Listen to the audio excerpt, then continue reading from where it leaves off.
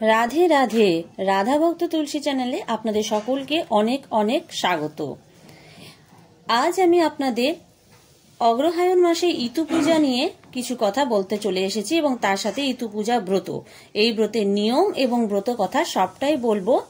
এবং ভিডিওটি ভালো লাগলে অবশ্যই আপনারা আমার পাশে থাকার জন্য চ্যানেলটিকে সাবস্ক্রাইব করবেন এবং লাইক কমেন্ট শেয়ার করতে ভুলবেন না। বাঙালির 12 মাসে 13 পার্বণ, তো আমরা সেইভাবেই বিভিন্ন দেবদেবীর পূজা করে থাকি। আর বিভিন্ন দেবদেবীর কাছে আমরা আমাদের বিভিন্ন রকম সমস্যার কথা বলে সেই সমস্যা থেকে সমাধানের পথ সেই দেবদেবীর কাছে প্রার্থনা করি। আর সেই দেবদেবীর কৃপায় আমরা জীবনে অনেক রকম বিপত্তি থেকে মুক্তি পেয়ে থাকি এবং আমরা সেই সমস্যা থেকেও মুক্তি পেয়ে থাকি। তাই আমরা বিভিন্ন দেবদেবীর পূজা পাঠের মধ্যে দিয়ে আমরা ভগবানেরও কৃপা লাভ করি। ঠিক সেইভাবেই অগ্রহায়ণ মাসে আমরা ইতু পূজা করে থাকি। ইতু পূজা ব্রতে এই পূজায় হাতে দূর্বা ও আলো চাল নিয়ে ব্রত কথা শুনতে হয় এবং মহিলারা এই পূজা করে থাকেন। এই পূজার মন্ত্র হল অষ্টচাল অষ্ট দূর্বা কলম পাত্রে থুয়ে শোনো সবে ইতুর কথা ভক্তিযুক্ত হয়ে, ইতু দেন বর ধনধান্যে পুত্র পৌত্রে ভরে উঠুক ঘর। ব্রতের নিয়ম: কার্তিক মাসের সংক্রান্তির দিন এই ব্রত শুরু করে অগ্রহায়ণ মাসের প্রতি রবিবার দিন এই পূজা করতে হয়। অনেকের ক্ষেত্রে হয়তো নিয়মটা একটু আলাদা হতে পারে, কারণ বংশ পরম্পরায় যারা যেভাবে এই পূজার নিয়ম পালন করে এসেছে তারা সেভাবেই পালন করবে। সারাটা অগ্রহায়ণ মাস ধরে এই ইতু পূজা করতে হয়, কোনো দিন অর্থাৎ কোনো রবিবার বাদ দিতে নেই। বাড়ির যারা যারা এই ব্রত করেন তাদের প্রত্যেককে আলাদা আলাদা করে ফল মূল দিয়ে নৈবেদ্য দিতে হয়। তারপর ব্রাহ্মণকে দিয়ে সংকল্প করাতে হয় নিজেদের প্রত্যেকের নামে আলাদা আলাদা করে, পরে পূজা করতে হয়।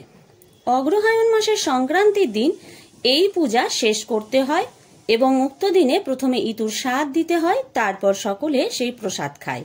এই নিয়ম প্রচলিত, কিন্তু অনেকে হয়তো শুধুমাত্র এই অগ্রহায়ণ মাসের সংক্রান্তির দিনেই এই পূজা করে থাকে।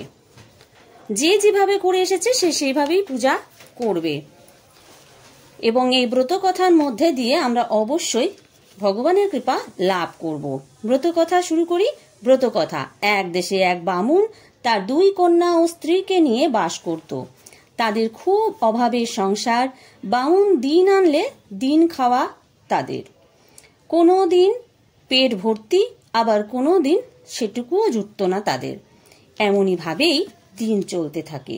হঠাৎ একদিন বামুনের পিঠে খাবার ইচ্ছে হলো, কিন্তু উপযুক্ত টাকা পয়সা না থাকায় তা পূরণ হয় না। তারপর অতি কষ্টে বামুন ভিক্ষে টিক্ষে করে পিঠের সরঞ্জামগুলো যেমন চাল, তেল, গুড়, নারকেল ইত্যাদি জোগাড় করলো এবং সেগুলো বামনিকে দিয়ে বলল পিঠে তৈরি করতে। তার সঙ্গে বামনিকে এও বলল যে সে যেন একটাও পিঠে অন্য কাউকে না দেয়, সবগুলোই যেন শুধু বামুনকেই দেয়। এই কথা বলে বামুন একটা বড় দড়ি নিয়ে রান্নাঘরের পেছনে গেল এবং আড়াল থেকে দেখতে লাগলো যে বামনি কাউকে পিঠে দেয় কিনা। এদিকে বামনি যেই একটা করে পিঠে তেলে দেয় অমনি চ্যাঁ চোঁ আওয়াজ হয়। যেই একটা করে আওয়াজ হয় অমনি বামুন সেই দড়িতে একটা করে গিট দেয় কটা পিঠে হচ্ছে তার হিসেব রাখার জন্য। তার অনেকক্ষণ পর যেই আর আওয়াজ পেল না, তখন বামুন বুঝল যে সব পিঠে ভাজা হয়ে গেছে।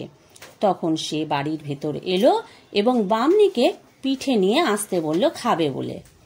তারপর বামনি যখন থালায় সাজিয়ে পিঠেগুলো তাকে দিল, তখন সে সেই দড়িতে ফেলা গিটের সঙ্গে গুনে গুনে দেখল যে দড়ির গিটের চেয়ে 2টো পিঠে কম। হিসাবে গড়মিল দেখে বামুন তো রেগে আগুন হলো। বামনিকে জানতে চাইল বাকি 2টো পিঠে কোথায় গেল।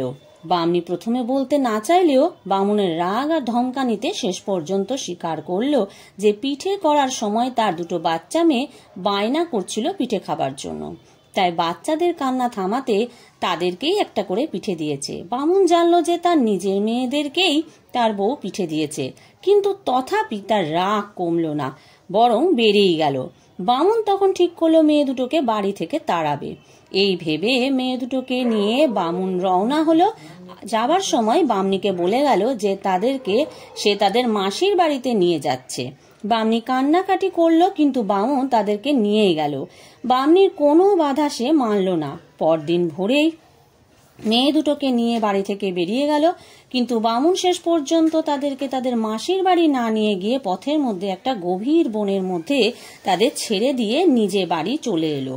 বনের মধ্যে তারা দুজন বাচ্চা মেয়ে ভয়ে ভীষণভাবে তারা কেঁপে উঠল।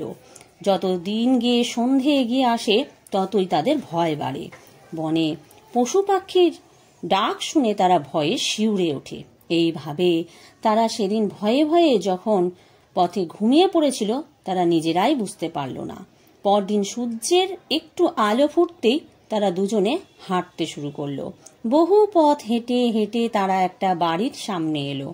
বাড়ির গিন্নি বেরিয়ে এসে তাদেরকে দেখেই তাদের জিজ্ঞাসা করলো যে তারা কারা, একা একা এখানে তারা কি করছে, এলোই বা কি করে, এরকম নানা প্রশ্ন।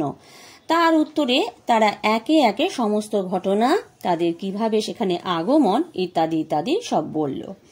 ব্রাহ্মণের মেয়ের এই কথা শুনে সেই গিন্নি তাদেরকে নিয়ে তার বাড়ির ভিতরে গেল। বাড়ির ভিতরে ঢুকে তারা দেখলো যে সেই বাড়ির মেয়েরা একটা ঘট রেখে কি যেন একটা করছে। এই দেখে তারা সেই গিন্নিকে জানতে চাইলো যে তারা কি করছে। উত্তরে গিন্নি জানালো যে তারা ইতু পূজা করছে। তারা আগের দিন কিছু খায়নি, তাই এই পুজো তারা করতে পারছে, এই কথাও বলল গিন্নি।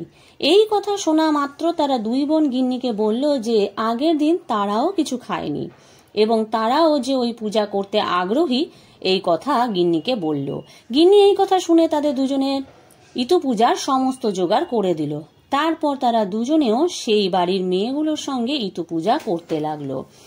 সেই মাসটা ছিল অগ্রহায়ণ মাস।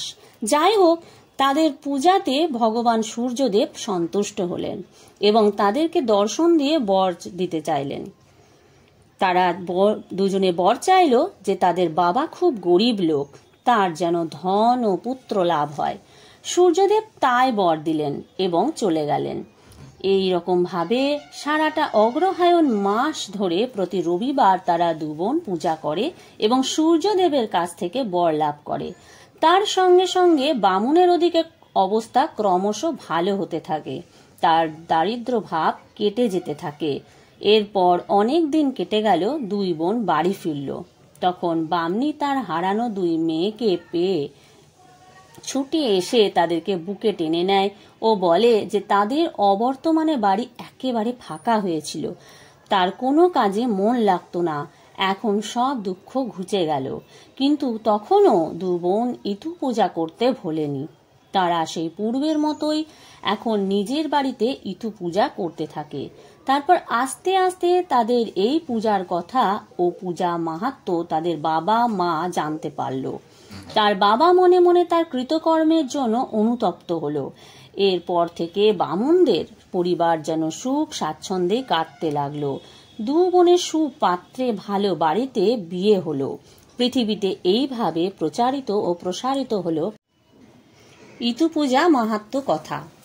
ব্রতফল: ভক্তি ভরে যারা এই পূজা ও ব্রত করে তাদের কখনো কোনো অভাব অনটন দুঃখ স্পর্শ করতে পারে না। সকল দুঃখ কেটে গিয়ে তারা পরম সুখী হয়ে থাকে। তার সাথে সাথে পরিবারের সকলেই সুখ স্বাচ্ছন্দ্য ভোগ করে থাকে। বিবাহিত অবিবাহিত সধবা বিধবা সকল মহিলারাই এই ব্রত পালন করতে পারে। এক্ষেত্রে কোনো বাধা নিষেধ নেই।